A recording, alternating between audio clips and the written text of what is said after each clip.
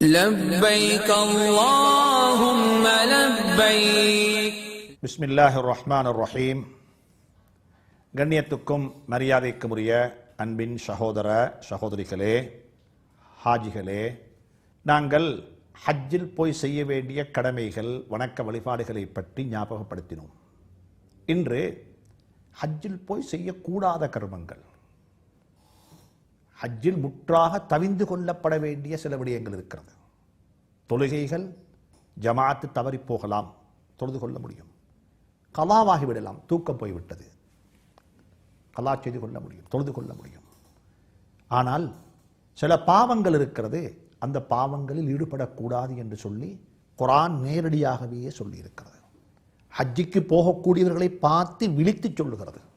ஹஜ்ஜுடைய கர்மத்தை செய்ய நியத்து வைத்தவர்களை பார்த்து பேசுகிறது.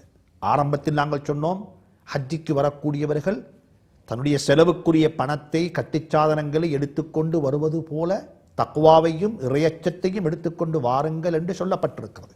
அதே போல சொல்லுகிறது, அல் ஹஜ்ஜு அஷ்ஹுருன் மஅலூமாத். ஹஜ் என்று சொல்லக்கூடியது ஒரு குறிப்பிட்ட காலத்தில் செய்யப்படக்கூடிய அமல்தான் ஹஜ்ஜுடைய கடமை என்று சொல்லிவிட்டு சொல்லுகிறது, ஃபமன் ஹஜ்ஜ, யார் ஹஜ்ஜி செய்கிறார்களோ, யார் ஹஜ்ஜி செய்ய இருக்கிறார்களோ, ஃபலா ரஃபஸ வலா ஃபுசூக வலா ஜிதால ஃபில் ஹஜ். சுப்ஹானல்லாஹ். சுருக்கமாக சொல்ல போனால் நாவடக்கத்தை பற்றி அல்லாஹ் பேசுகிறான்.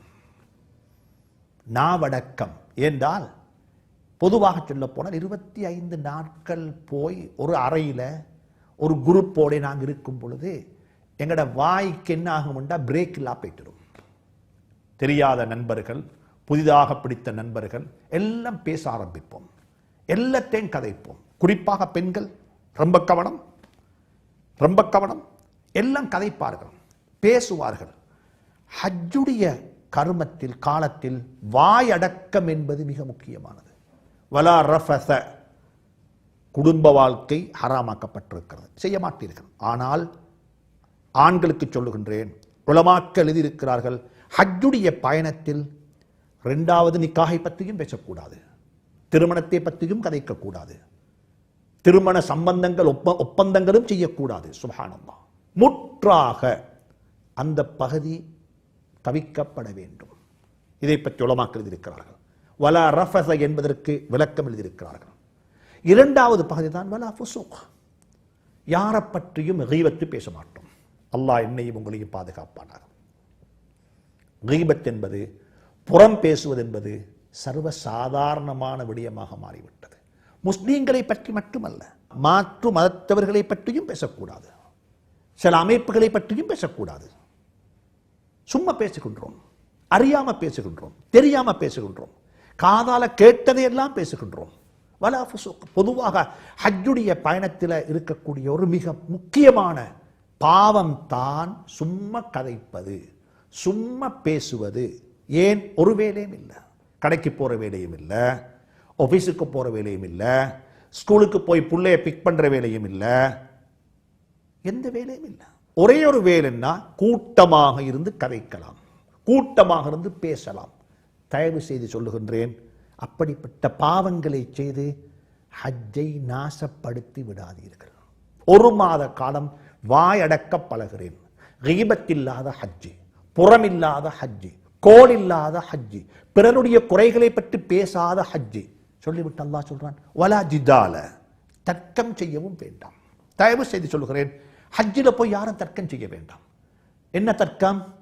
உம்ரா செய்வது ஏற்றமா, ஆயிஷா பள்ளியில போய் திஹ்ராம் கட்டி கொண்டு வரது ஏற்றமா? அது இங்கே பேசி முடிச்சுட்டு போங்க, அது இங்கே பேசி முடிச்சுட்டு போங்க, சண்டை பிடிக்க வானம்.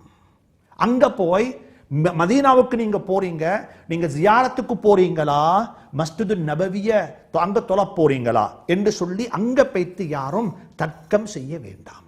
குர்பானுடைய இறைச்சி, அங்க தமு கொடுக்கப்பட்ட இறைச்சியை கொண்டு வந்து ஹஜ் டிராவல்ஸ்ல சமைச்சுறாங்க, இது கூடுமா கூடாதா, இது அங்க போய்த்து ஜிதால் செஞ்சு அங்க இருக்கக்கூடிய அப்பாவி மக்களை கன்ஃபியூஸ்ல போட வேண்டாம். இது நடந்திருக்கிறது, நான் சும்மா சொல்ல இல்லை, அனுபவ ரீதியாக சொல்லுகின்றேன். ஒரு டிராவல்ஸ்ல இருக்கக்கூடிய ஒரு ஆலிம் என்ன செஞ்சிட்டாரு, அவருடைய தீர்ப்பு என்ன, இந்த இறைச்சி சாப்பிடலாம், அதை கொண்டு வந்து சமைத்து விட்டார்கள்.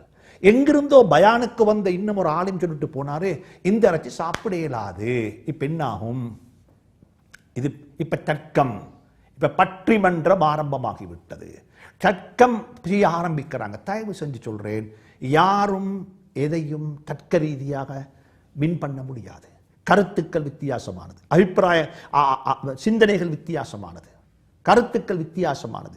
ஃபிக்ஹ் அதற்குரிய இடத்தை தந்திருக்கிறது. மிக அன்பாக சொல்லுகின்றேன், மிக இரக்கமாக சொல்லுகின்றேன், ஹஜ்ஜிக்கு போகக்கூடியவர்கள் இதனை படித்துக் கொள்ளுங்கள். ஜிதால் தர்க்கம் செய்ய போக வேண்டாம், தர்க்கம் புரிய போக வேண்டும். ஏனென்று சொன்னால் நாங்கள் பழக்கப்பட்டிருக்கிறோம். ஹஜ்ஜுடைய காலம் வந்துவிட்டால் ஒரு சில மசாலாக்கள் வெளியே வந்துவிடும். பெருநாள் வந்துவிட்டால் ஒரு சில மசாலாக்கள் வெளியே வந்துவிடும். நோன்பு வந்துவிட்டால் ஒரு சில மசாலாக்கள் வெளியே வந்துவிடும். இந்த மசாலாக்களைத்தான் நாங்கள் பேசி பேசி பேசி இருக்கின்றோம். தொழுகை எப்படி?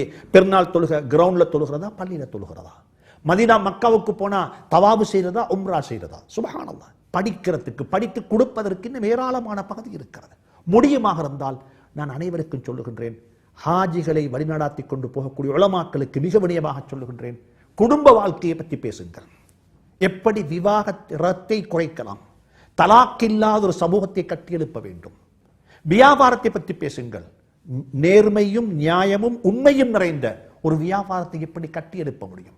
தர்க்கம் செய்வதற்குரிய விடயங்களை விட்டுவிட்டு நாம் அனைவரும் உடன்பட்டிருக்கக்கூடிய, உடன்பாடாக இருக்கக்கூடிய விடயங்களை பற்றி அதிகமாக எங்களுடைய பயானுகளும் எங்களுடைய பேச்சுக்களும் எங்களுடைய அறிவூட்டல்களும் இருக்கும் என்றிருந்தால் ஒரு நல்ல ஒரு ஆரோக்கியமான ஒரு ஹஜ்ஜுடைய ஹாஜிகளை இலங்கைக்கு திருப்பி கொண்டு வந்து விடலாம் என்று சொல்லக்கூடிய கருத்தை சொல்லி விடைபெறுகின்றேன். வஸ்ஸலாமு அலைக்கும் வரஹ்மத்துல்லாஹி தஆலா வபரகாத்துஹு.